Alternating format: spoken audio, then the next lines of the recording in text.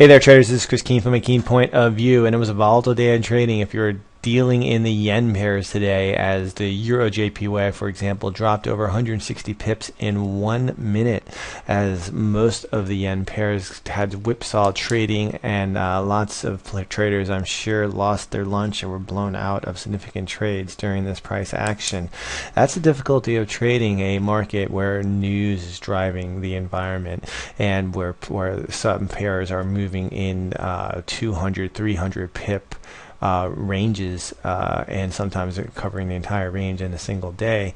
You have to be careful with wider stops and so forth, and news can kill you in any given second. So you have to trade a little bit smaller and try to limit your risk. Anyways, let's go and take a look at two pairs that are going to, I believe, are going to be in play for the next 24 hours. And the first being the Great Britain USD, or the Great Britain pairs crosses in general, where at tomorrow at 10:30 GMT or 5:30 ET Eastern Time, we have the inflation report coming out of the UK, and this could lay some light on the current fiscal policy structure for the BOE.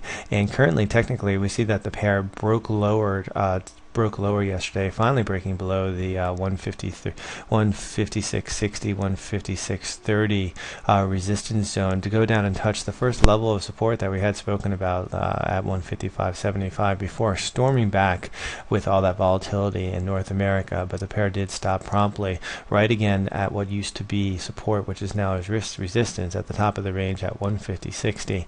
What we're going to watch heading into trading, and with the report that will the report coming out tomorrow, is see if we get a break or hold this level. If we get a break of this level, then we're right back in the range, and we could see a push higher.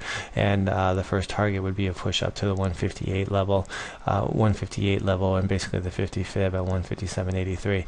Now, if we do get another push lower and we manage to get a little bit of momentum, we probably will break this 155.75 and head down towards the 155 level in the short term, and maybe with and maybe, depending on if we get a little bit of momentum, move down to 154 into the end of the week. So it's all going to be about a do or die or hold at the top of this range at 156.61, and we will see the price action, which will most likely be stirred by the inflation report. The next pair we're going to look at is the USDJPY, because the USDJPY has been following higher, this ascending trend line, and is basically in a range right now between 94.50. Well, not in a range. It has a strong resistance zone up at 94.50 and support at 90.20.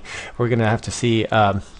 The trading plan is going to be pretty simple for this one. I'm going to either see a break of the 94.50 level. If we get a break of that, then we're going to probably continue to move up higher. The ultimate goal could be all the way up at the 50 fib from the move down to 120 at 99.08, but I doubt it's going to spike up to that level. Or if we get a break of this ascending trend line, then we could finally see a pullback that we've been waiting for. And the level that I would be focusing on is the 90.20 level, which is basically the top of the last push higher. All right, everybody, keep your eyes open for any news off the wires, because we know what that can do after today. Remember to keep your trades keen and to play it safe.